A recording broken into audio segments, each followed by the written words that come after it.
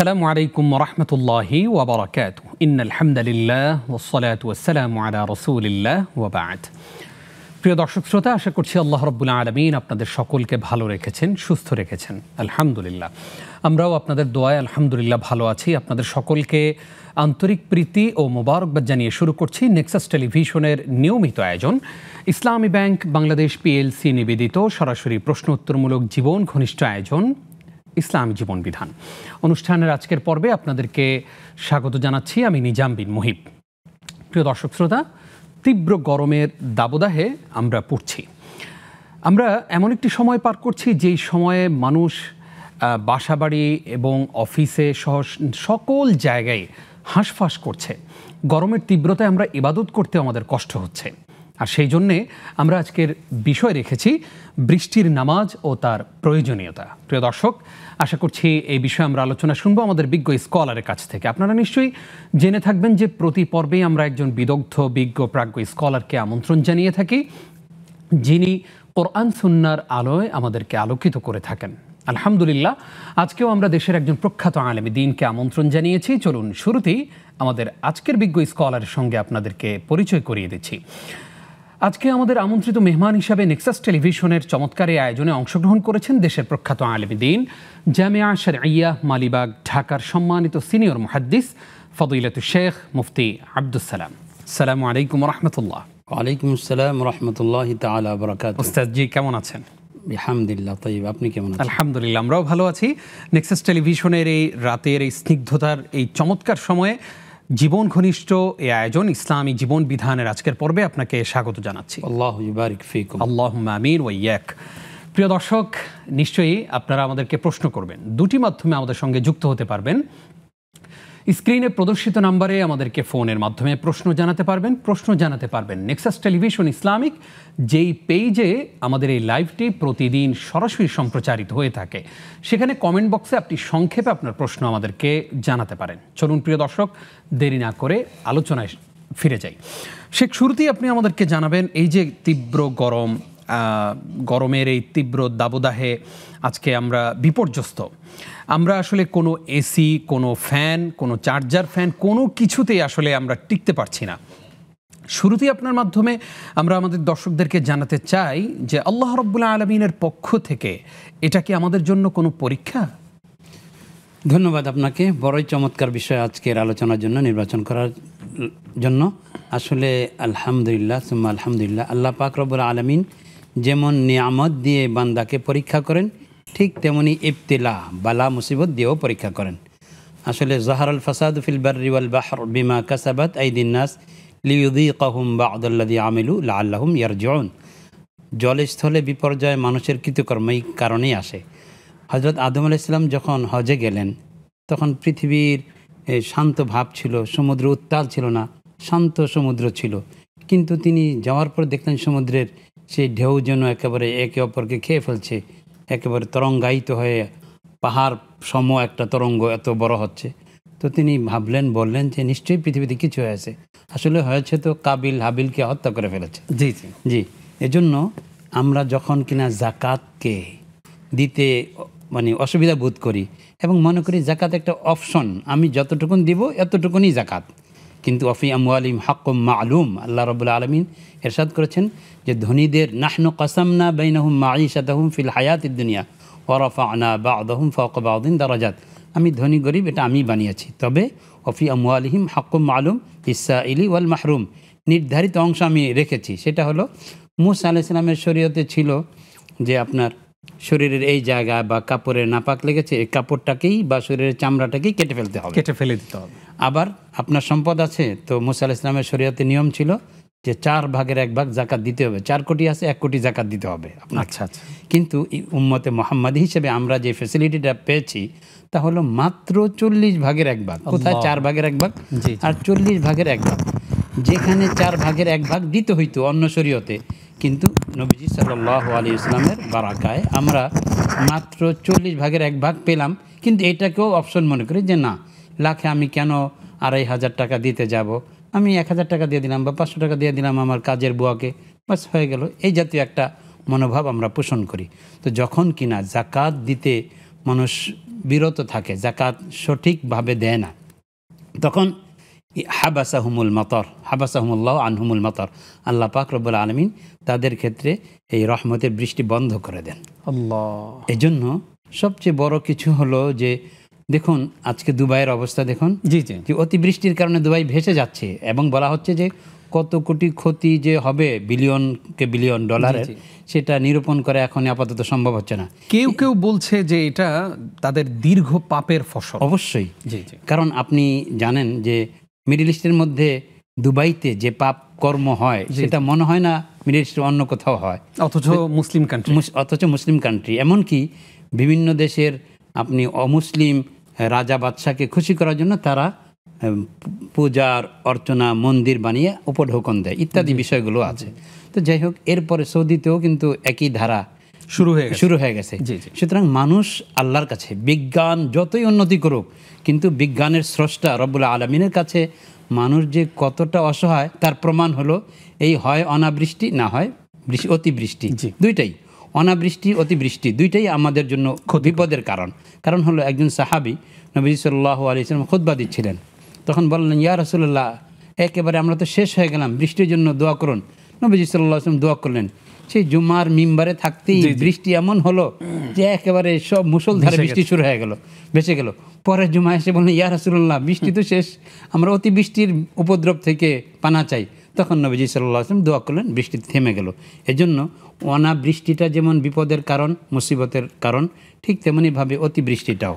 জি যে এই জন্য আমাদেরকে আমাদের কৃতকর্মের জন্য আল্লাহর কাছে রোনাজারি করতে হবে, ক্ষমা চাইতে হবে। দারুণ বলেছেন ওস্তাদ। এবার একটু প্রসঙ্গে ফিরে আসতে চাই। বৃষ্টির নামাজ, এটা কেমন নামাজ, কিভাবে পড়তে হয়, বা এটার প্রয়োজনীয়তা বা কি, শুরুতেই আপনার আসলে আমরা সেটাই বলছিলাম যে মানুষ যখন আল্লাহ থেকে দূরে চলে যায়, আল্লাহর সাথে এবং বান্দার সাথে যখন ডিস্টেন্স তৈরি হয়ে যায় এবং পাপের একে সাইলাবে ভরে যায়, যখন কিনা একেবারে আমি পাপের সাগরে নিমজ্জিত থাকি, তখন আল্লাহ রাব্বুল আলামিনের কাছে রোনাজারি করে ইস্তেগফারের মাধ্যমে যে নামাজ আদায় করে বৃষ্টির জন্য প্রার্থনা করা হয়, সেটার নামই হলো সালাতুল ইস্তিসকা আয় তালাবু সাকি মিনাল্লাহ। আল্লাহ যেন আমাদেরকে বৃষ্টির মাধ্যমে পৃথিবীকে সিঞ্চন করে দেন, এবং এই যে ত্রাহি ভাব, সব জায়গায় সবাই অতিষ্ঠ, একেবারে হাঁসফাঁস করতেছে না, একটু আপনি এসি থাকলেও আবার কারেন্ট চলে গিয়ে সে একই ভাব, যে বাহিরে যেমন ভেতরেও তেমনই হচ্ছে। সুতরাং কোথাও শান্তি নেই। আল্লাহ যদি রব্বুল আলামিন স্বস্তি শান্তির ফয়সালা না করেন, তাহলে কারো জন্য আসলে আল্লাহর ইচ্ছার বাহিরে গিয়ে শান্তি এবং স্বস্তি আনা সম্ভব নয়। এটা হলো মূল কথা। এই জন্য সালাতুল ইস্তিসকার আপনার 3টা সিস্টেম আছে। একটা হলো শুধু ইস্তেগফার করা, এবং ইস্তেগফার করার মাধ্যমেই আল্লাহর কাছে বৃষ্টির জন্য প্রার্থনা করা, এটাও একটা সিস্টেম। এটাও শরিয়া সম্মত, এবং রসুল আকরাম সাল্লাল্লাহু আলাইহি ওয়াসাল্লামের সাহাবী, বিশিষ্ট সাহাবী হযরত ওমর ফারুক রাদিয়াল্লাহু তাআলা আনহু সালাতুল ইস্তিসকা, যখন অনাবৃষ্টি হলো, সালাতুল ইস্তিসকা নামাজ পড়ার জন্য বের হলেন। বের হওয়ার পরে তিনি মাত্রই ইস্তেগফার করলেন আর আল্লাহর রহমতে বৃষ্টি হয়ে গেল, তিনি চলে আসলেন। তো সবাই বলল, আপনি না নামাজ পড়ার জন্য বের হয়েছিলেন, তো এখন আপনি নামাজ তো পড়লেন না। তখন এরপরে উনি কি জবাব দিলেন সেই জবাবটা জানবো ইনশাআল্লাহ। একটা ফোন নিয়ে আসি। আসসালামু আলাইকুম। ওয়ালাইকুম আসসালাম। জি ভাইয়া, আমরা আপনাকে শুনতে পাচ্ছি, আপনি প্রশ্ন করুন। হচ্ছে যে আমরা যে মসজিদে ইমামের পিছনে যে সালাত আদায় করি, ওখানে কি সূরা ফাতিহা পড়তে হবে? আচ্ছা, নাকি আমরা কি চুপ থাকবো? আরেকটা যে যেমন মাগরিব জোহর আর আসর সময় তো আমরা কিছু শুনতে পাই না, ওই সময় কি আমাকে পড়তে হবে? এটা একটু হাদিসের আলোকে আমাকে একটু বিস্তারিত বুঝিয়ে বলবেন। জি, অসংখ্য ধন্যবাদ আপনাকে, থাকুন আমাদের সঙ্গে। জি শেখ, তিনি কি বলেছিলেন? আপনি হযরত ওমর রাদিয়াল্লাহু তাআলা আনহু তখন বলেছিলেন যে যেই উপলক্ষ বা যেই উপায় উপকরণের মাধ্যমে আল্লাহ তাআলা বৃষ্টি দিয়ে থাকেন, আমি সেই উপকরণ দ্বারাই দোয়া করেছি।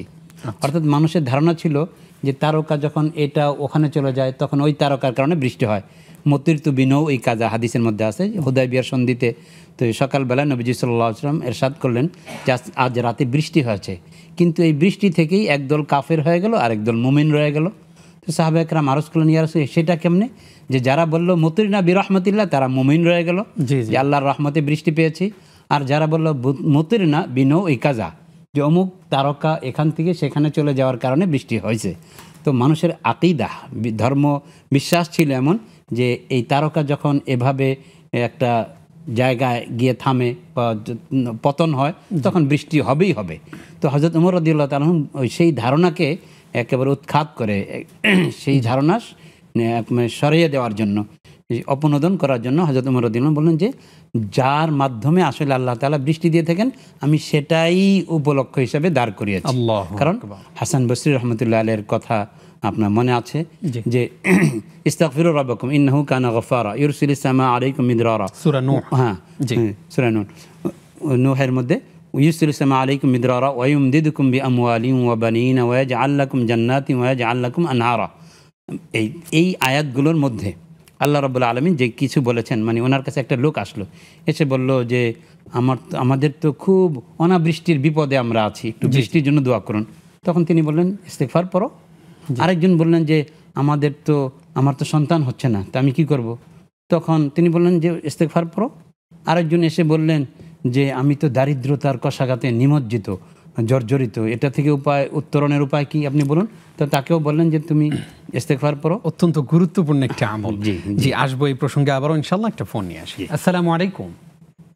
আসসালামু আলাইকুম। ওয়া আলাইকুম আসসালাম।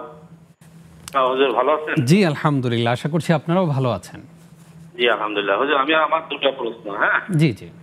একটা প্রশ্ন হচ্ছে যে স্ত্রী সহবাসের পরে, অর্থাৎ সাথে সাথে তো যে ফরজ গোসলের বিষয়টা আসে। হ্যাঁ, জি জি। এখন আমি যদি কোনো ক্রমে ফরজ গোসলটা না করতে পারলাম, সেই ক্ষেত্রে দেখা গেল আমার রাত্রেই মৃত্যু হয়ে গেল। হ্যাঁ জি। এখন এই বিষয়টা আমি আর আমার স্ত্রী দুজনেই জানি, কিন্তু অন্য কেউ জানে না। কিন্তু আমার মৃত্যু হয়ে যাওয়ার পরে তখন মানে এটা করণীয় কি হবে? বুঝতে পেরেছি। আমার কথাটা বুঝতে পেরেছেন? জি জি, আমরা বুঝতে পেরেছি। তাহলে একমাত্র আমার স্ত্রী এবং আমি জানি, কিন্তু আসলে আমি ইন্তেকাল করছি। এখন এটা করণীয় হবে কি? আর দ্বিতীয় নম্বর প্রশ্ন হচ্ছে যে আজকে আমাদের ইসলামের মধ্যে অর্থাৎ কয়েকটা দলে বিভক্তি হয়ে গেছে, বুঝছেন? জি জি। এখন এই যে কেউ আহলে হাদিস, তারা নিজেদেরকে খুব সহি মনে করতেছে, আবার কেউ সুন্নি, কেউ কওমি। তা দেখা যায় এই যে দলে দলে একটা বিভক্তি, এতে কি ইসলামের মানে ক্ষতি হচ্ছে না? অসংখ্য ধন্যবাদ আপনাকে গুরুত্বপূর্ণ দুটি প্রশ্ন করবার জন্যে। থাকুন আলোকিত আয়োজনের সঙ্গী। শেখ, আপনি বলছিলেন আমাদেরকে, আপনি অনুমতি দিলে আমরা একটু প্রশ্নে চলে যাব। জি জি। আমাদেরকে একজন প্রশ্ন করেছেন যে ইমামের পেছনে সূরা ফাতিহা পড়তে হবে কিনা যেই সময় ইমাম উচ্চারণ করে কেরাত পড়েন। জি, এটা হযরত জাবের রাদিয়াল্লাহু তাআলা হাদিসের মধ্যে রাসূল আকরাম সাল্লাল্লাহু আলাইহি ওয়াসাল্লাম ইরশাদ ফরমান, মান কানা লাহু ইমামুন ফাকিরাতুল ইমামি লাহু কিরাতুন, যিনি ইমামের পেছনে ইক্তেদা করলেন তাহলে ইমামের কেরাতটাই তার জন্য কেরাত বলে গণ্য হবে। যেমন কথার কথা, আমি রেলের কম্পাউন্ডে উঠলাম, কিন্তু ইঞ্জিনের সাথে এর যোগসূত্রের কারণে আমার সেই কম্পাউন্ড এমনিই চলে যাবে নির্দিষ্ট গন্তব্যস্থানে। ঠিক ঘটনাটাও তাই, যে নামাজের মধ্যে যখন আমি ইমামের ইক্তেদাই তো বিহাদের ইমাম বলে তার সঙ্গ নিয়ে আমি নামাজ আদায় করতে লাগলাম, তখন তার কেরাতটাই আমার কেরাত হয়ে গেল। ওয়াইদা ক্বরিয়াল কুরআনু ফাসতামিউ লাহু ওয়া আনসিতু লাআল্লাকুম তুরহামুন। যখন তিলাওয়াত করে তখন আমার উৎকর্ণ হয়ে শোনা, একেবারে দুনিয়ার সব কিছু জোট ঝামেলা বাদ দিয়ে একেবারে শুধুই তন্ময় হয়ে শুনতে থাকে, এটা হলো আমার কর্তব্য। এখন আমি পড়লে তো কোরআনের বিরোধী হয়ে যাবে। আশা করছি আমাদের দর্শক বুঝতে পেরেছেন। আমাদের সঙ্গে এই মুহূর্তে আরো একজন দর্শক আছেন। আসসালামু আলাইকুম। ওয়ালাইকুম আসসালাম ওয়া রাহমাতুল্লাহি ওয়া বারাকাতুহু। আমি মৃত্তিকা মনি বলছিলাম, বাড়ি থানা থেকে। জি প্লিজ। স্যার, প্রথমে একটু বলে নিই, আপনি যতবার আপনার নামটা অ্যানাউন্স করেন ততবারই আমার আব্বুর কথা আমার মনে পড়ে যায়। আমার আব্বুর নাম ছিল মিজান। দোয়া করবেন আল্লাহ যেন তাকে বেস্ট নসিব করেন। আল্লাহুম্মা আমিন। আমার দুইটি কোয়েশ্চেন আছে। আমার ফার্স্ট কোয়েশ্চেন হচ্ছে যে আমরা মেয়েরা কি সম্মিলিতভাবে বেশি নামাজটা পড়তে পারি কিনা? আচ্ছা। আর আমার সেকেন্ড কোয়েশ্চেন হচ্ছে যে টাকাতে টাকা দিয়ে আমি কি কারো প্রয়োজনীয় কিছু কিনে দিতে পারবো, নাকি তাকে টাকা দিলেই বেশি ভালো হবে? আচ্ছা আচ্ছা, জি। অসংখ্য ধন্যবাদ বোন, আপনাকে গুরুত্বপূর্ণ দুটি প্রশ্ন করেছেন। আশা করছি আমাদের সঙ্গেই থাকবেন, ইনশাআল্লাহ আমরা আপনার জবাব দেওয়ার চেষ্টা করব। শেখ আমাদেরকে একজন প্রশ্ন করেছেন যে জোহরের সালাতে এবং আসরের সালাতে ইমাম কি পড়েন আমরা তো আসলে শুনতে পাই না, ঠিক তেমনিভাবে 4 রাকাত বিশিষ্ট নামাজ বা 3 রাকাত বিশিষ্ট নামাজে 1 রাকাত অথবা 2 রাকাতে আমরা শুনতে পাই না, সেক্ষেত্রে কি আমাদের সূরা ফাতিহা পড়তে হবে বা অন্য কোনো সূরা পড়তে হবে? আসলে সূরা ফাতিহার সম্পর্কটা হলো নামাজের সাথে। যখন আমি ইমাম হয়ে নামাজ আদায় করি তখন ফাতিহা আমাকে পড়তেই হবে। আচ্ছা, লা সালাতা লিমান লাম ইয়াকরা বিফাতিহাতিল কিতাব। কিন্তু যখন ইমামের পেছনে তখন আমার ফাতিহার দায়িত্ব ইমামই নিয়ে নিলেন। তবুও আপনার যদি যখন শোনা যায় না ইমামের, কেউ কেউ বলেছেন ইমামদের মধ্যে স্কলারগণ যে হ্যাঁ যদি কেউ শোনা যাচ্ছে না ইচ্ছে করলে পড়তে পারে, এটা নাজায়েজ হবে না। কিন্তু যখন ইমাম সাহেব জোরে কেরাত পড়েন তখন কিন্তু আবার লা তাফআলু, তোমরা এটা পড়বে না, এই মর্মে রাসূল আকরাম সাল্লাল্লাহু আলাইহি ওয়াসাল্লাম নিষেধ করে দিয়েছেন। আশা করছি আমাদের প্রিয় দর্শক তিনি তার প্রশ্নের জবাব পেয়েছেন। এই মুহূর্তে আমাদের সঙ্গে আরো একজন দর্শক আছেন। আসসালামু আলাইকুম। ওয়ালাইকুম আসসালাম। আমি রাজশাহী বলছিলাম। জি বোন বলুন। আমার নাম জি। আমি কিন্তু গরিব মানুষ। আমার হাজবেন্ড যখন কাজ রুজি রোজগার তখন আমার বাসায় ছাগল আছে, সেগুলো দেখাশোনা করা হচ্ছে। আমি বড় জামা করি, আমার কাছে কবজি পর্যন্ত। বোন, নেটওয়ার্কের প্রবলেমের কারণে আমরা আপনার কথাগুলো ক্লিয়ার শুনতে পাচ্ছি না, কেটে কেটে আসছে কথাগুলো। আমার হাজবেন্ড যখন কাজের জন্য বাইরে যান তখন আমি আমার কাছে কিছু ছাগল আছে, সেগুলোকে আমাকে দেখাশোনা করতে হয়। সেজন্য আমাকে মাঠে যেতে হয়। মাঠে যাই আমি এভাবে বড় ওনা পরিস্থিতি, আমার মুখটুকু বেরোয় থাকে, হাতের চোখ পর্যন্ত বেরোয় থাকে। তাহলে আমি মাঠে যে যাচ্ছি আমি চেষ্টা করি যেন মানুষের যখন চলাচল থাকে তখন আমি যেতে চেষ্টা করি না, যখন মানুষ চলাচল বন্ধ থাকে তখন আমি যাওয়ার চেষ্টা করি। তাহলে এই পর্যায়ে আমার করণীয় কি এবং আমি কতটুকু পর্দার খেলাপ করছি আমি তো জানালে আমি একটু খুশি। জি জি, বুঝতে পেরেছি। অসংখ্য ধন্যবাদ বোন আপনাকে। আপনার প্রশ্নটি সত্যি আমাদের হৃদয়কে টাচ করেছে। আপনি এত চমৎকার করে প্রশ্ন উপস্থাপন করেছেন। আমরা ইনশাআল্লাহ আপনার প্রশ্নের জবাব দেওয়ার চেষ্টা করব, তবে ছোট্ট একটি বিরতির পর। প্রিয় দর্শক, আপনারা দেখছেন আপনাদের প্রিয় আয়োজন নেক্সাস টেলিভিশনের প্রাত্যহিক চমৎকার এবং জীবন ঘনিষ্ঠ আয়োজন ইসলামী ব্যাংক বাংলাদেশ পিএলসি নিবেদিত ইসলামী জীবন বিধান। অনুষ্ঠানের এই পর্যায়ে ছোট্ট একটি বিরতির সময় হলো, ফিরছি কিছুক্ষণ পর, আমাদের সঙ্গেই থাকুন।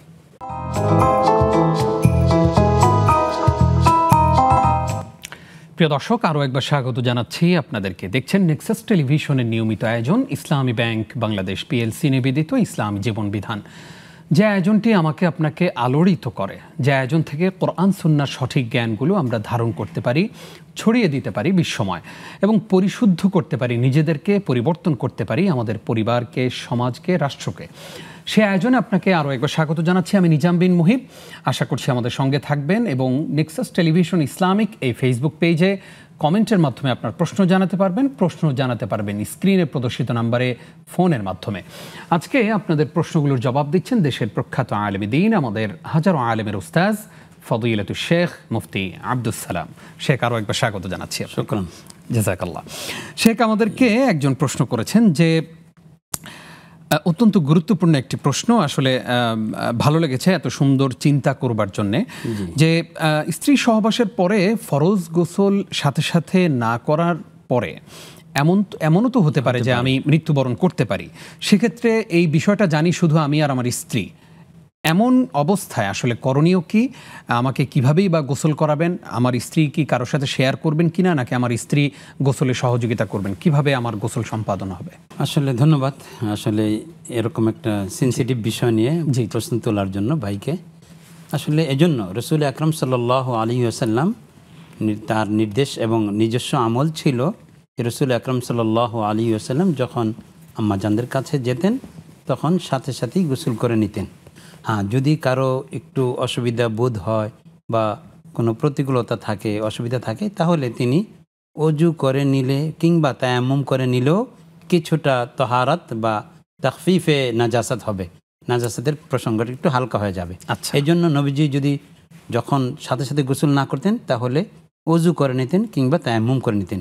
হ্যাঁ, খোদা নাখাস্তা এই জন্যই যে ভাইয়ের যে আশঙ্কা যে হতে পারে মালাকুল মাউত এসে গেল, তখন আমি কি করব? যে আমি তো নাপাক অবস্থায় ছিলাম।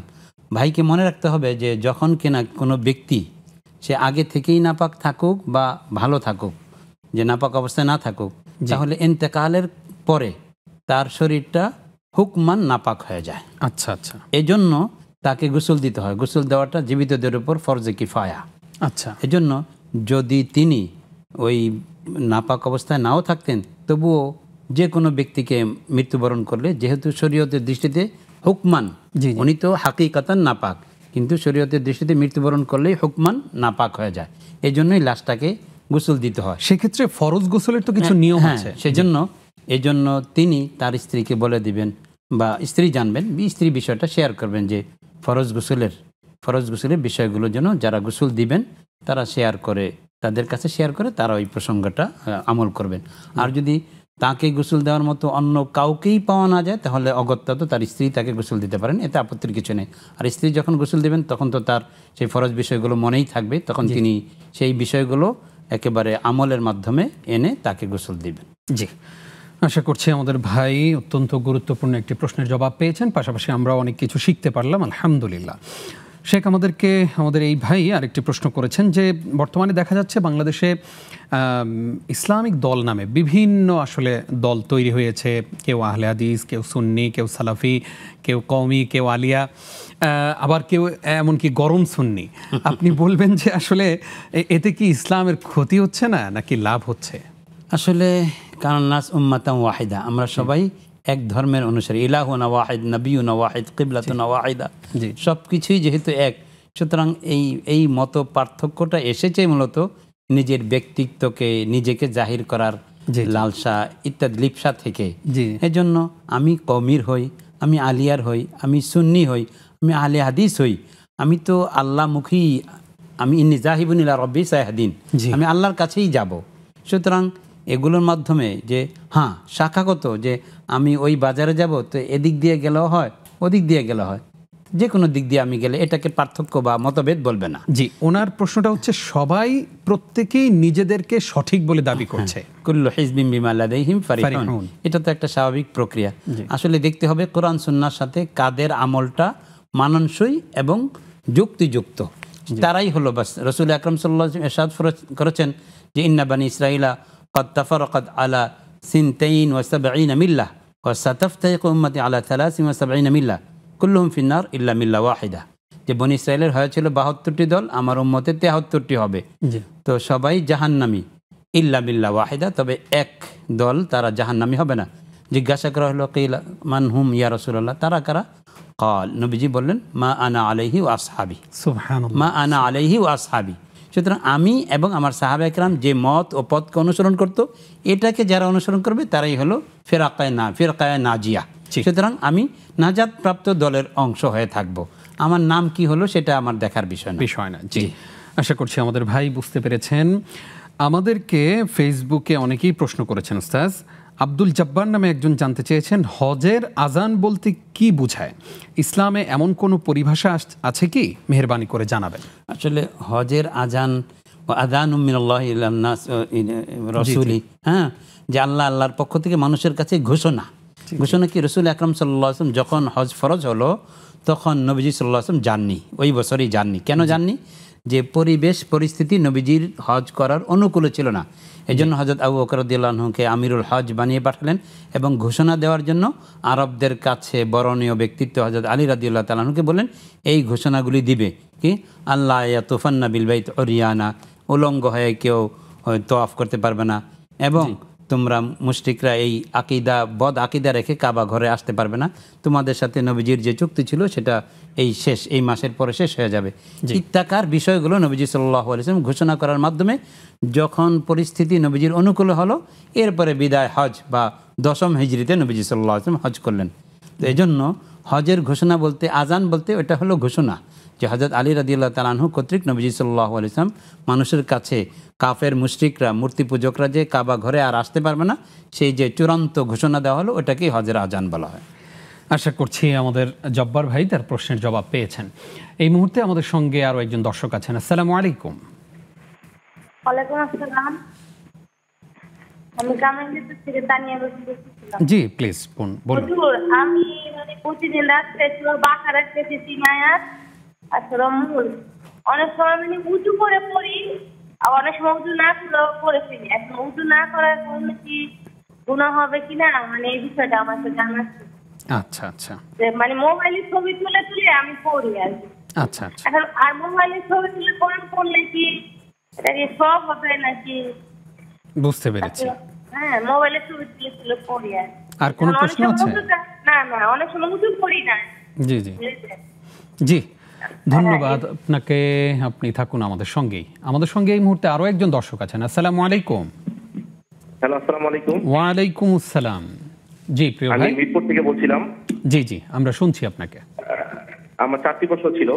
জি, সংক্ষেপে প্লিজ।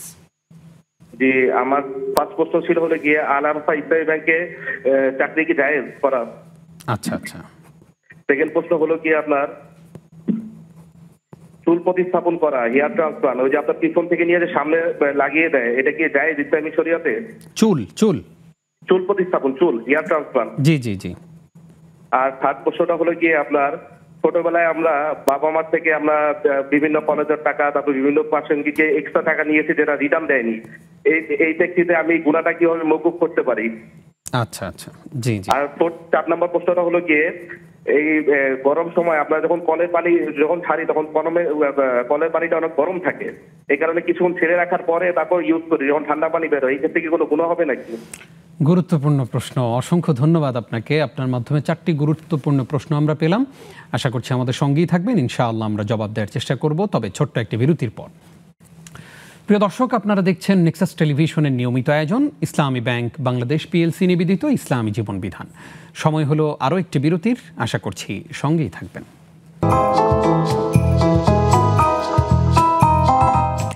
প্রিয় দর্শক, দেখছেন নেক্সাস টেলিভিশনের নিয়মিত আয়োজন ইসলামী ব্যাংক বাংলাদেশ পিএলসি নিবেদিত ইসলামী জীবন বিধান।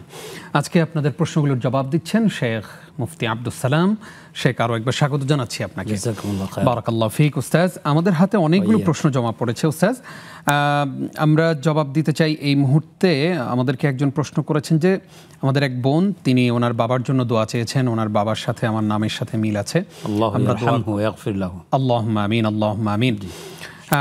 তিনি প্রশ্ন করেছেন যে সম্মিলিতভাবে বোনেরা সালাতুল ইস্তিসকা আদায় করতে পারবেন কিনা? চমৎকার। আসলে রসুল আকরাম সাল্লাল্লাহু আলাইহি ওয়াসাল্লাম আমল যেভাবে আমাদেরকে শিখিয়েছেন আমরা সেভাবেই করব। এখন নবীজি সাল্লাল্লাহু আলাইহি ওয়াসাল্লামের যুগে বা খায়রুল কুরুন, সোনালী যুগ, যাদেরকে মাসউদ লাহ বিল খায়র, কল্যাণের সাক্ষ্য দেওয়া হয়েছে, যেই যুগের লোকদের সম্পর্কে মূলত আমাদেরকে যাদের অনুসরণ করতে বলা হয়েছে, সেই যুগের কেউ বা কারা আপনার মানে এই কোনো দল বা ব্যক্তিগতভাবে কেউ সালাতুল ভিতির এভাবে পড়েননি। ইস্তিসকা, সালাতুল ইস্তিসকা মহিলারা, হ্যাঁ, সালাতুল ইস্তিসকা যদি এমন হয় যে পুরুষরা পড়ছে আর মহিলারাও সেখানে শরীক হচ্ছে, আপত্তির কিছু নেই। আচ্ছা আচ্ছা, হ্যাঁ, তবে ওয়াকুরিহা জামাআতুন নিসা, শুধু মহিলারা আপনার জামাত করলে এটাকে শরীয়ত মাকরুহ বলছে। এজন্য পুরুষরা যখন সালাতুল ইস্তিসকা পড়ার জন্য মাঠে ময়দানে যাবে, তারাও পাশে থাকবে, কোনো অসুবিধা নেই, কোনো অসুবিধা নেই, এটাতে আপত্তির কিছু। জি, আশা করছি আমাদের বোন তার প্রশ্নের জবাব পেয়েছেন। তিনি আরেকটি প্রশ্ন করেছেন, যাকাতের অর্থ সরাসরি অর্থ না দিয়ে তার প্রয়োজনীয় কোনো কিছু তাকে কিনে দেওয়া যাবে কিনা? এটা হলো যে আনফা আলিল ফকারা, যাকে দেওয়া হচ্ছে উপযুক্ত খাতের ওই ব্যক্তির জন্য কোনটা বেশি কল্যাণকর। যদি পয়সাটা দেওয়া তার জন্য কল্যাণকর হয় তাহলে পয়সা দিবেন, আর যদি তা না দিয়ে যে আপনি পয়সা দিলেও অহেতুক খরচ করে ফেলবে, তখন আমি জিনিসটা কিনে দিই যেটা তার জন্য পারফেক্ট হবে এবং যোগ উপযোগী, সুইটেবল ফর হিম, এটাকে লক্ষ্য করবেন আর কি। জি, আশা করছি আমাদের বোন তার প্রশ্নগুলোর জবাব পেয়েছেন। আমাদেরকে একজন প্রশ্ন করেছেন আমাদের বোন, তিনি খুবই গুরুত্বপূর্ণ একটি প্রশ্ন করেছেন। তিনি বলেছেন যে ওনারা খুব গরিব মানুষ, তারপরেও দেখেন উস্তাদ, আপনার সাথে আসলে একটু আলোচনা করতে চাই। এই যে আমরা আমাদের এই টেলিভিশনের মাধ্যমে, নেক্সাস টেলিভিশনের মাধ্যমে এমন কিছু প্রশ্ন মাঝে মাঝে পাই, আমাদের হৃদয়কে নাড়া দিয়ে দেয়। হ্যাঁ হ্যাঁ, সত্যি। আমাদের এই বোন প্রশ্ন করেছেন যে আমরা অত্যন্ত গরিব মানুষ, কিন্তু স্বামী কাজের জন্য বাহিরে থাকার কারণে আমার মাঠে ময়দানে গরু ছাগল নিয়ে যেতে হয়। সেক্ষেত্রে উনি সবসময় মুখটা ঢাকতে পারেন না। এক্ষেত্রে ওনার পর্দার বিধানের অবস্থা কি? উনি কি গুনাহগার হচ্ছেন কিনা? এক্ষেত্রে ওনার করণীয় কি? দেখুন, বোনকে যেহেতু স্বামীর সহায়তা করার জন্য বাহিরে যেতেই হয়, তখন দেখতে হবে সবসময় আসলে বাহিরে লোকজন থাকে না। যখন লোকজন না থাকে তখন তাকে চেহারা ঢাকতে হবে এমন জরুরি না। আম্মা জান আয়েশা রাদিয়াল্লাহু তাআলা আনহা বলেন যে আমরা যখন হজের এহরাম বাঁধতাম তখন মহিলাদের তো মুখে কাপড় দেওয়া যাবে না, তো আবার পর্দা করতে হবে, তো আমরা তোয়াফ করতে থাকতাম, কিন্তু অপরিচিত বেগানা কোনো পুরুষ দেখলে আবার সাথে সাথে কাপড় ঝুলিয়ে দিতাম।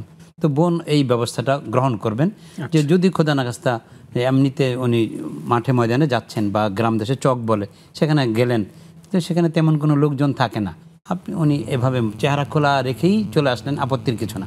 কিন্তু বেগানা পুরুষ কারো যদি উপস্থিতি টের পাওয়া যায় তখন তিনি ঘুমটা দিলেন, এটা তার জন্য উপযুক্ত হবে। আল্লাহ তাআলা আমাদের বোনকে স্বাবলম্বী করুক এবং পাশাপাশি এই যে দ্বীনের চর্চা ওনারা করছেন, আল্লাহ তাআলা এর জন্য উত্তম বারাকা এবং কল্যাণ দান করুন, আল্লাহুম্মা আমিন।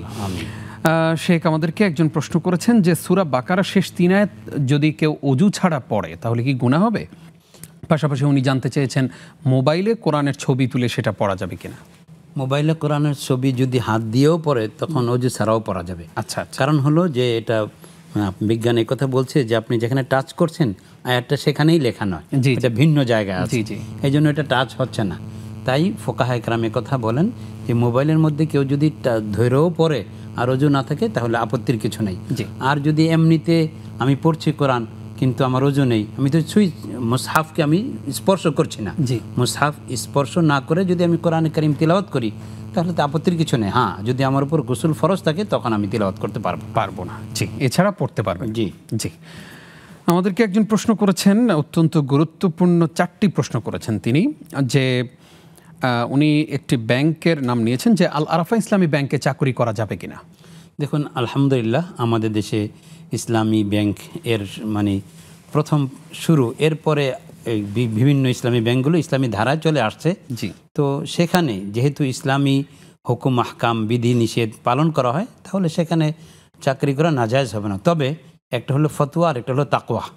ব্যাংক যদি নিজে সুদের ব্যবসার সাথে জড়িত নাও থাকে, তাকে ইন্টারন্যাশনাল পর্যায়ে বা বাংলাদেশ ব্যাংকের সাথে বা বিভিন্ন পর্যায়ে কিছু না কিছু ইনলাম ইয়াকুলহু রিবা ইউসিবহু মিন দুখানিহি, সে যদি সুদ নাও খায় তাহলে ধোঁয়া তার নাকে যাবে। তো এই জন্য ওলামায়ে কেরাম কথা বলেন যে যদি আপনার অন্য কোনো হালাল জীবিকার সংস্থান থাকে তাহলে ওটা ছেড়ে দেওয়া উত্তম হবে, আর যদি না থাকে তাহলে আপনি ফতোয়া হিসাবে এটাকে গ্রহণ করতে পারবেন, কোনো আপত্তি নেই। জি, আশা করছি আমাদের দর্শক তার প্রশ্নের জবাব পেয়েছেন। আমরা আরও কিছু প্রশ্নের জবাব দিব। এই মুহূর্তে আমাদের সঙ্গে একজন দর্শক আছেন। আসসালামু আলাইকুম।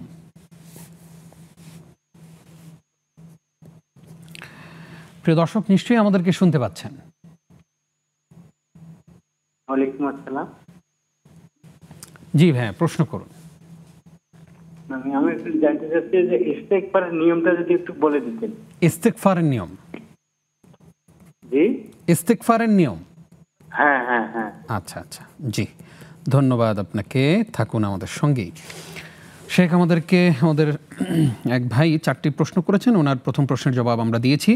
দ্বিতীয় প্রশ্ন করেছেন যে চুল প্রতিস্থাপন করার ব্যাপারে ইসলাম কি বলে। অনেক সময় পেছনের চুল সামনে নিয়ে আসা হয়, এইরকম প্রতিস্থাপন যদি করা হয় সেক্ষেত্রে গুনাহ হবে কিনা, এ ব্যাপারে ইসলামের অবশ্যই গুনাহ হবে। রাসূল আকরাম সাল্লাল্লাহু আলাইহি ওয়াসাল্লাম বুখারী শরীফের হাদিসের মধ্যে লাআনাল্লাহুল ওয়াসিলাতা ওয়াল মুস্তাওসিলাতা, যে সাধারণত সৌন্দর্য চর্চার জন্য মহিলারা এমনটা করে থাকেন। তো নবীজি সাল্লাল্লাহু আলাইহি ওয়াসাল্লাম ইরশাদ করেছেন যে মহিলা অন্যকে লাগাইতে বলে এবং যিনি লাগিয়ে দেন পরচুলা, সুতরাং তাদের উভয়ের উপর লানত হবে। এজন্য ভাই তো পুরুষ মানুষ, তার এই পরচুলাটা গ্রহণ করা কোনো মতেই উচিত হবে না। জি, আমরা একটু ফেসবুক থেকে আসতে চাই। লুবনা নামে এক বোন আমাদেরকে প্রশ্ন করেছেন যে আমার বাসায় বিগত 1 বছর যাবৎ অনেক ধরনের প্রবলেম চলছে। প্রথমত আমার ছোট ভাই হাত ভেঙে ফেলেছে, তার অপারেশন করিয়েছি। দ্বিতীয় মাসে আম্মুর অপারেশন করালাম। কিছুদিন পর মেজু ভাইয়ের ডেঙ্গু হলো। মেজু ভাইটা 1 লাখ টাকার মতো ধরা খেয়েছে ব্যবসা বাণিজ্যে। এরকম করে ওনাদের নানান প্রবলেম প্রতিনিয়ত লেগেই আছে। আসলে এটা কেন এবং এক্ষেত্রে ওনাদের করণীয় কি? আসলে অবশ্যই সাবিরিন আল্লাযীনা ইযা আসাবাতহুম মুসিবা ক্বালু ইন্না লিল্লাহি ওয়া ইন্না ইলাইহি রাজিউন, বিপদ আপদ এটা আল্লাহর পক্ষ থেকে আসে এবং সেখানে অধৈর্য না হয়ে সবর এখতিয়ার করা, এটাও একটা আল্লাহ তাআলার পরীক্ষায় পাশ করার জন্য এটা উপাদেয় এবং উপায় অবলম্বন হবে। এজন্য আল্লাহ পাক রব্বুল আলামিন তাদেরকে বিভিন্ন পরীক্ষায় ইন্নাল্লাহা ইযা আহাব্বা আবদান ইউসিব মিনহু, আল্লাহ যখন কাউকে ভালোবাসেন তাকে বিপদে ফেলেন। ইন্নাল আবদা ইযা সাবাকাত লাহু মিনাল্লাহি মানজিলাতুন লাম ইয়াসবিকহা ইলাইহি বিআমালিহি ইবতালাহুল্লাহু ফি জাসাদিহি ওয়া মালিহি ওয়া ওয়ালাদিহি সুম্মা সাব্বারাহু আলা যালিকা হাত্তা বাল্লাগাহু আল মানজিলা আল্লাতী কানাত সাবাকাত লাহু মিনাল্লাহ। আল্লাহ বান্দার জন্য একটা মর্যাদা নিরূপণ করেন, বান্দা আমলের মাধ্যমে যেতে পারে না, তখন আল্লাহ এই মর্যাদা নেবেন। তাই তার সন্তানাদি, তার নফস, তার জানের মধ্যে, মালের মধ্যে আল্লাহ বিপদ ফেলে দেন এবং এই বিপদে তাকে আবার ধৈর্য ধরার তৌফিক দান করেন। এরপরে আল্লাহ তাআলা ওই মর্যাদায় নিয়ে যান যেটা তার কাছ থেকে নিরূপণ করা আছে। তো ভাই আজকে বোনের এটা হলো, ভাইয়ের এটা হলো, এই সব কিছুই আল্লাহ তাআলা তাকে মর্যাদা বৃদ্ধি করতে চান, এটা এর জন্য। তবে এই বিপদ আপদের মুহূর্তে আল্লাহর কাছে রোনাজারি করা। আর দ্বিতীয় কথা হলো সাদাকাহ। as-সাদাকাতু তারুদ্দুল বালা, as-সাদাকাতু তাদফাউ মিতাতাস সুই, as-সাদাকাতু তাদফাউ 70 বাবা মিন আবওয়াবিশ শার। 70 পথ থেকে ধেয়ে আসা বিপদকে সাদাকা দূর করে দেয়। এই জন্য সাদাকার মাধ্যমে তিনি আল্লাহ তাআলার এই পরীক্ষায় উত্তীর্ণ হতে পারবেন। এক্ষেত্রে অনেকেই বলেন ওস্তাদ যে এমনিতেই আমার এত টাকা চলে গেল, লক্ষ লক্ষ টাকা আমি ব্যবসায় ধরা খেলাম বা চিকিৎসা করাতে গিয়ে এত টাকা চলে গেল, আবার সাদাকা করব কোত্থেকে? আসলে ওই যে একবার কিছু যে 1 টাকা রয়ে গেল, ওই 1 টাকাই সাদাকা করে দেন। যে ওয়ান তাসাদ্দাক ওয়ান তাসাহিহুন শাহিহুন, যে যখন তোমার সম্পদের লোভ থাকে তখন যদি তোমার সাদাকা করো, ওইটাই আল্লাহর কাছে মকবুল সাদাকা বলে গণ্য হবে। এই জন্য আমার লাখ লাখ আছে, আমি 10,000 20,000 দিতে আপত্তির কিছু থাকবে না, কিন্তু যখন একবারেই মুষ্টিময় কিছু সম্পদ থাকে তখন আমার দিলে বাঁধবে। ওমা ইউকা শুহা নাফসি ফাউলাইকুমুল মুফলিহুন। দিলের কৃপণতা থেকে যে মুক্তি পেল সেই হলো সফল।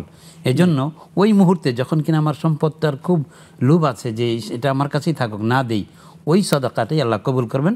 এবং নবীজি এটাও ইরশাদ করেছেন, দাউ মারদাকুম বিসাদাকা, তোমরা তোমাদের রোগীদেরকে সাদাকার মাধ্যমে চিকিৎসা করাও। এটা আবার কি মানে আমি ডায়াগনস্টিক পরীক্ষা করলাম না, শুধু সাদাকা করলাম, আল্লাহ তাআলা এমনিই ভালো করে দিবেন। সুবহানাল্লাহ, সুবহানাল্লাহ। আশা করছি আমাদের দর্শকরা বুঝতে পেরেছেন। অর্থাৎ যেই সাদাকা করলে আপনার হৃদয়ে আঁচড় লাগে, এইরকম সাদাকা আমাদের করার প্র্যাকটিস করতে হবে। প্রিয় দর্শক, আপনারা দেখছেন নেক্সাস টেলিভিশনের নিয়মিত আয়োজন ইসলামী জীবন বিধান। অনুষ্ঠানের এই পর্যায়ে আরও একটি বিরতির সময় হলো। আশা করছি আমাদের সঙ্গেই থাকবেন।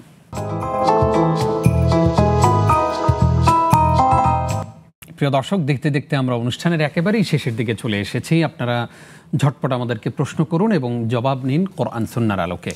আজকে আপনাদের প্রশ্নগুলোর জবাব দিচ্ছেন শেখ মুফতি আব্দুস সালাম। শেখ, আরও একবার স্বাগত জানাচ্ছি আপনাকে। শুকরান হাবিবি।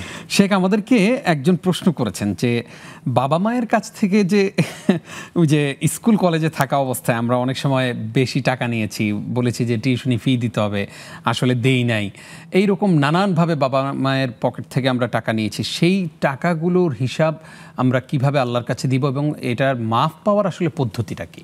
বাবা মা কি বেঁচে আছেন? না, যদি বেঁচে থাকেন তাহলে তাদের জন্য কোনো একটা গিফট নিয়ে সেটাকে পরিপূরণ করে দেওয়া, আর যদি ইন্তেকাল করে গিয়ে থাকেন তাহলে ওনাদের নামে সাদাকা করে দেওয়া। তাহলে এইভাবে তিনি এই দায় থেকে মুক্ত হতে পারবেন। আমার যদি হিসাব না থাকে যে ঠিক কত টাকা নিয়ে, তাহলে এভাবে দান করবেন বা তাদের জন্য সাদাকা করবেন যে দিলের একটা পর্যায়ে এসে যে আমি যা নিয়েছিলাম তার চাইতে বেশি বরং হয়ে গিয়েছে। জি, মন যখন এই সাক্ষ্য দিবে তখন তিনি ক্ষান্ত করবেন। জি, আশা করছি আমাদের ভাই প্রশ্নের জবাব পেয়েছেন। তিনি একটি গুরুত্বপূর্ণ প্রশ্ন করেছেন যে এই গরমের সময়টাতে আমরা যখন মসজিদে, মাদ্রাসায় বা যে কোনো জায়গায় সালাত আদায় করার ক্ষেত্রে, বাসার বাড়িতেও যখন পানিটা ছাড়ি দুপুরের বেলায়, তখন দেখা যায় পানিটা অনেক গরম। সেক্ষেত্রে কিছুক্ষণ ছেড়ে রাখলে তারপরে পানিটা ঠান্ডা হয় বা ঠান্ডা পানি আসে। এই যে কিছুক্ষণ যে আমি ছেড়ে রাখলাম, এতে কি পানির অপচয় হলো না? হ্যাঁ, তা তো কিছুটা তো অবশ্যই অপচয় হলো, কিন্তু আপনার শরীর ওই গরম পানি সইতে পারছে না, বিদায় তো ছেড়ে দিলেন। এটা একটা প্রয়োজনের মধ্যেই পড়ে। এজন্য তিনি একেবারে ছেড়েই রাখবেন তা নয়, আবার একেবারে গরম পানি তার শরীরে ঝলসে দেবে এমন অবস্থাও যেন না হয়। ওইটুকুন পানি ফেলে দেওয়ার দ্বারা তার গুনাহ হবে না। জি, আশা করছি আমাদের ভাই প্রশ্নের জবাব পেয়েছেন। এক ভাই জানতে চেয়েছেন ইস্তেগফারের নিয়ম, কিভাবে ইস্তেগফার করলে আসলে আমি আল্লাহর কাছ থেকে ক্ষমা পাবো? আসলে ইস্তেগফার মানে হলো ক্ষমা প্রার্থনা করা। ক্ষমা প্রার্থনার জন্য প্রথম শর্ত হলো যেই গুনাহটা আমার হয়ে গেছে এই গুনার জন্য অনুশোচনা এবং অনুতপ্ত হতে হবে। আমি অনুতপ্ত হব, অনুশোচনা করব এবং ওই গুনাহটা ভবিষ্যতে আর করব না এই মর্মে আল্লাহর সাথে অঙ্গীকার করব। জি, এরপরে বর্তমান তোর সাথে আমি কোনো সম্পর্ক রাখবই না, ভবিষ্যতেও না করার অঙ্গীকার করব, এই মর্মে আল্লাহর সাথে যে অঙ্গীকার করা। এবং নবীজি সাল্লাল্লাহু আলাইহি ওয়াসাল্লাম যে দোয়াগুলো শিখিয়েছেন, আস্তাগফিরুল্লাহ আল্লাযী লা ইলাহা ইল্লা হুয়াল হাইয়ুল কাইয়ুম ওয়া আতুবু ইলাইহি, কিংবা সাইয়্যিদুল ইস্তিগফার, রাসূল আকরাম সাল্লাল্লাহু আলাইহি ওয়াসাল্লাম শাদ্দাদ ইবনে আউস রাদিয়াল্লাহু তাআলা আনহু থেকে বর্ণিত যে আল্লাহুম্মা আনতা রাব্বি খালাকতানি ওয়া আনা আবদুকা ইলাহা ইল্লা আনতা ইত্যাদি যে আছে, সেটাকে পড়লে এটাকে সাইয়্যিদুল ইস্তিগফার, মানে সবচেয়ে বড় ক্ষমা প্রার্থনা নবীজি সাল্লাল্লাহু আলাইহি ওয়াসাল্লাম ইরশাদ করেছেন। সুতরাং এগুলো, এরপর রাসূল সাল্লাল্লাহু আলাইহি ওয়াসাল্লাম ইন্নী আতুবু ইলাইহি ওয়া আস্তাগফিরুহু ফাতুবু ইলাল্লাহি মিয়াতা মাররা, আমি 100 বার করি, তোমরাও বেশি বেশি করে তওবা করে ইস্তিগফার করো। কেউ যদি কিছুই না পারে শুধু আস্তাগফিরুল্লাহ বললে এটাও হয়ে যাবে। আল্লাহু আকবার। আশা করছি আমাদের ভাই তার প্রশ্নের জবাব পেয়েছেন। উস্তাদ, এবার একটু আজকের প্রসঙ্গে আমরা ফেরত আসতে চাই, জানতে চাই আসলে সালাতুল ইস্তিসকার নামাজটা কতটা পদ্ধতিতে আদায় করা যায়, কয়টা পদ্ধতি আপনি আমাদের সঙ্গে শেয়ার করছিলেন শুরুতে, যদিও যে মূলত 3টা পদ্ধতি। একবারে সংক্ষিপ্ত হলো যে ইস্তিগফার পরেই দোয়া করা। জি জি, আমি আস্তাগফিরুল্লাহ বললাম বা ইস্তিগফার বললাম, এরপর আল্লাহ বৃষ্টি দেন। জি। দ্বিতীয় নম্বর হলো যে নফল নামাজ পড়ে, যে কোনো জায়গায় নফল নামাজ পড়েই আল্লাহর কাছে বৃষ্টির জন্য প্রার্থনা করা, এটাও সালাতুল ইস্তিসকা। আচ্ছা, প্রথমটাতে হযরত ওমর রাদিয়াল্লাহু তাআলা নিজেই করেছেন, জি জি, এবং ফল পেয়েছেন। সবাই বলে আপনি না নামাজ পড়বেন, বলে যে নামাজের কাজ হয়ে গেছে। জি, তাহলে শুধু ইস্তিগফারের মাধ্যমে সালাতুল ইস্তিসকা হয়ে গেল। আবার কোনো জায়গায় নফল নামাজ পড়ে এরপরে দোয়া করলে এটাও সালাতুল ইস্তিসকা বলে বিবেচিত হবে। তবে সর্বোত্তম এবং আহসান পদ্ধতি হলো যে মাঠে ময়দানে চলে যাওয়া, বিয়াবান ময়দানে চলে যাওয়া। আম্মা জান আয়েশা রাদিয়াল্লাহু তাআলা আনহা থেকে বর্ণিত যে নবীজি সাল্লাল্লাহু আলাইহি ওয়াসাল্লামের কাছে লোকজন যখন এই অনাবৃষ্টির অভিযোগ নিয়ে আসলো, তখন নবীজি বললেন মিম্বরটাকে ওই জায়গায় নিয়ে যাও, মাঠে নিয়ে যাও। নিয়ে যাওয়া হলো। নবীজি সাল্লাল্লাহু আলাইহি ওয়াসাল্লাম সেখানে তাদেরকে নিয়ে নামাজ আদায় করলেন। নামাজ আদায়ের পরে যে চাদর পরিহিত ছিলেন, এই চাদরের ডানটা বাম হাত দিয়ে ধরলেন, বামটা ডান হাত দিয়ে ধরে উল্টায় ফেললেন, এবং উপরের অংশ নিচে নিয়ে গেলেন, নিচের অংশ উপরে নিয়ে গেলেন, এবং যেটা জাহের মানে প্রকাশ্য ছিল সেটাকে ভেতরে নিয়ে গেলেন। এইভাবে করে নবীজি সাল্লাল্লাহু আলাইহি ওয়াসাল্লাম পরিস্থিতি যেন পাল্টে যায়। এটাও আমলি ইস্তেগফার, এটাও আমলি ইস্তেগফার। যে একটা জবানি ইস্তেগফার তো আমি বলি মুখে মুখে, আর আমলি ইস্তেগফার হলো এটা যে আমার পাপের যে অবস্থা ছিল আল্লাহ আমি এটা পরিবর্তন করব বলে অঙ্গীকার করলাম, এটা এই নমুনা, সুতরাং আপনিও আমাদের অবস্থা পরিবর্তন করে দেন। এই নামাজ। এরপরে নবী সাল্লাল্লাহু আলাইহি ওয়াসাল্লাম খুতবা দিতেন ঈদের নামাজের মতো। নামাজ পড়ার পরে জোরে জোরে নামাজ হবে। প্রথম রাকাতে সাব্বিহ ইসমা রাব্বিকাল আলা, দ্বিতীয় রাকাতে সূরা গাশিয়া, হাল আতাকা হাদিসুল গাশিয়া। এরপরে নামাজ যখন শেষ হয়ে যাবে স্বাভাবিক 2 রাকাত নামাজ, হ্যাঁ স্বাভাবিক 2 রাকাত নামাজ, এবং জোরে জোরে কেরাত হবে। এবং রাসূল আকরাম সাল্লাল্লাহু আলাইহি ওয়াসাল্লাম কোনো বর্ণনা আছে যে তাকবীর বলতেন, আল্লাহু আকবার আল্লাহু আকবার। তো তাকবীর বললে মুসল্লি যারা আছেন তারাও তাকবীরে সায় দিবে, আপত্তির কিছু নেই। কিন্তু নবীজি সাল্লাল্লাহু আলাইহি ওয়াসাল্লাম ঈদের নামাজের মতো আবার খুতবা দিতেন। খুতবা দিলে পরে এরপরে নবীজি সাল্লাল্লাহু আলাইহি ওয়াসাল্লাম খুতবা তো মুসল্লিমুখী হয়ে দিতেন, তখন কিবলা পেছনে থাকতো। এরপরে খুতবা শেষ হইলে তখন নবীজি সাল্লাল্লাহু আলাইহি ওয়াসাল্লাম ওই চাদরটা পাল্টে নিতেন, অর্থাৎ ডানটা বামে বামটা ডানে করে উপরে উল্টায় দিতেন আর কি, চাদর পাল্টানো যেটাকে বলে। এরপরে রাসূল সাল্লাল্লাহু আলাইহি ওয়াসাল্লাম আল্লাহর দিকে একেবারে ধ্যানের সাথে আল্লাহুম্মা আসকিনা গায়সান মাগাইসান মারিআন মারিআ, আল্লাহুম্মা আনজিলনা আম্বিত আলাইনা যারআ ওয়া আদির লানা দারআ, আল্লাহুম্মা আসকিনা মিন বারাকাতিস সামাই, আল্লাহুম্মা আম্বিত লানা মিন নাবাতিল আরদি। এগুলো বলে নবীজি সাল্লাল্লাহু আলাইহি ওয়াসাল্লাম দোয়া করতেন। এক্ষেত্রে হাত কি উল্টে থাকা? হাত উল্টে না, আসলে এই মানে হাত এত উঠাইতেন যে নবীজি সাল্লাল্লাহু আলাইহি ওয়াসাল্লাম অন্য কোনো দোয়ার সময় হাত এত বেশি উঠে, হাত্তা ইউরা উফরাতু বায়াদি বিতাহি, নবীজি সাল্লাল্লাহু আলাইহি ওয়াসাল্লামের বগলের শুভ্রতাও দেখা যেত। তো হাতের এই যে এই অংশটা তালু, এটা তো চেহারার দিকে থাকবে, আর এই অংশটা এত উপরে উঠবে যেন এই অংশটা আকাশের দিকে, অর্থাৎ অবস্থার পরিবর্তন। আমরা তো এমনি দোয়া করি সাধারণত, কিন্তু ওই দোয়াটা হবে অবস্থার পরিবর্তনমূলক দোয়া। আল্লাহ যেন অবস্থা পরিবর্তন হয়ে যায়, এই জন্য পিঠের অংশটা থাকবে আকাশের দিকে, আর এই অংশটা যে তালুর অংশটা এটা আমাদের চেহারার দিকে থাকবে। এটা রাসূল আকরাম সাল্লাল্লাহু আলাইহি ওয়াসাল্লাম নিজে আমল করেছেন। আম্মা জান আয়েশা রাদিয়াল্লাহু তাআলা আনহা থেকে নবীজি যখন রিসালাত পেয়েছেন তখন এই অবস্থা, আর যখন নবীজি সাল্লাল্লাহু আলাইহি ওয়াসাল্লাম নবুয়ত পাননি, মাত্র বালক কিশোর বয়সে ছিলেন, তখন মক্কাতে এই অবস্থা ছিল। তখন আবু তালেবের কাছে সবাই অভিযোগ দায়ের করতো যে আবু তালেব আপনি তো মুরব্বী, আমাদের জন্য ইস্তিসকার নামাজ পড়ুন। নবীজিকে নিয়ে আবু তালেব তখন নামাজ পড়তেন, আর নবীজি সাল্লাল্লাহু আলাইহি ওয়াসাল্লাম গেলেই আল্লাহ পাকের পক্ষ থেকে মেঘমালার ফয়সালা হয়ে যেত আর বৃষ্টি হতো। এই জন্য আবু তালেব তিনি নবীজি সাল্লাল্লাহু আলাইহি ওয়াসাল্লামকে লক্ষ্য করে দোয়া কবিতা আবৃত্তি করেছেন, ওয়া আবিয়াদু ইস্তাসকাল গামামু বিওয়াজহি সিমালুল ইয়াতামা ইসমাতুল লিল আরামিলি, যে শুভ্র চেহারার অধিকারী আমার ভাতিজা নবী, এবং তার চেহারার তার মাধ্যমে আল্লাহ তাআলা বৃষ্টি দিয়ে থাকেন। অসংখ্য ধন্যবাদ উস্তাদ, চমৎকার করে আপনি সালাতুল ইস্তিসকার নিয়মটা আমাদেরকে শেখালেন।